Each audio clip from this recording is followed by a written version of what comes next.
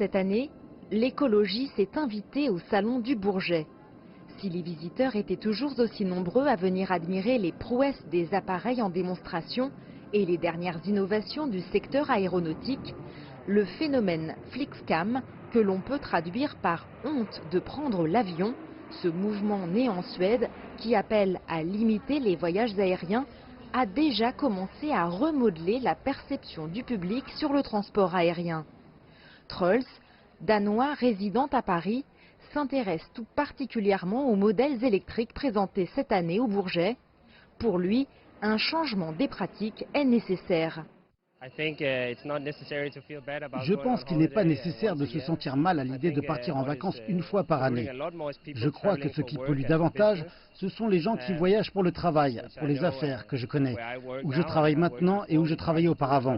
Et nous essayons de régler beaucoup de choses par vidéoconférence et essayons autant que possible d'éviter les déplacements. Donc oui, je pense que nous pouvons commencer par réduire nos voyages jusqu'à ce que les avions deviennent plus verts et plus agréables à utiliser.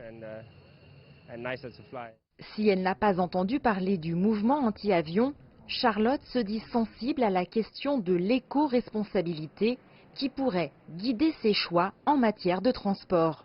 Ça peut être préoccupant quand de la même manière quand on se dit est-ce qu'on veut être responsable aussi nous comme consommateurs de l'environnement. Donc oui, ça peut me toucher et je peux peut-être faire attention si j'étais déjà plus à l'écoute de ces problématiques. La tendance a de quoi inquiéter le secteur du transport aérien, qui n'a d'ailleurs pas attendu l'essor des mouvements écologistes pour chercher des solutions.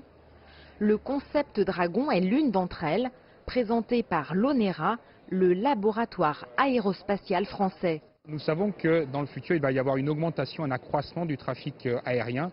Donc automatiquement, nous allons avoir plus de vols et à ce moment-là, il va y avoir plus d'émissions de carbone. Donc pour avoir un futur plus vert, nous sommes dans l'obligation de réduire vraiment l'empreinte carbone des avions de transport.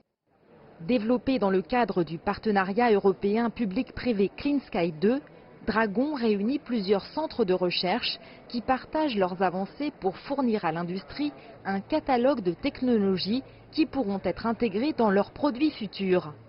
S'appuyant sur la technologie de la propulsion électrique distribuée, cette configuration permet de brasser beaucoup d'air très lentement de façon à consommer moins de carburant. Donc maintenant, nous avons décidé d'intégrer cette propulsion distribuée sous la voilure et c'est ce qui caractérise cet appareil. Donc maintenant, nous avons de nombreux fans électriques sous la voilure. Nous ne les avons pas mis au-dessus parce que nous voulons quand même voler très vite.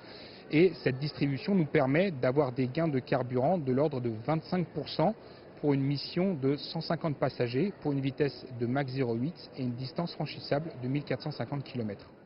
Mais l'avion propre n'est pas pour demain. Si la start-up israélienne Eviation exposait cette année un jet Alice totalement électrique, sa capacité de 9 personnes pour une autonomie de 1000 km ne règle pas le problème. Quant à la technologie Dragon, son intégration industrielle ne se fera pas avant encore quelques années. Les hypothèses que nous avons prises pour le concept de recherche Dragon, ce sont des hypothèses donc de 2035. Alors ce qu'il faut voir, c'est que si ces technologies seront disponibles en 2035, il y aura une phase d'industrialisation du concept, de la technologie, et on peut envisager une mise en service qui serait de l'ordre de 2040. Face au défi du dérèglement climatique, le secteur aérien n'a pas d'autre choix que de miser sur des solutions de décarbonation. Même si l'objectif de l'UE de parvenir à la neutralité carbone du secteur d'ici 2050 semble encore lointain, cette orientation apparaît comme nécessaire pour satisfaire des utilisateurs toujours plus attentifs à leur empreinte écologique. Jade Charles, CGTN Paris.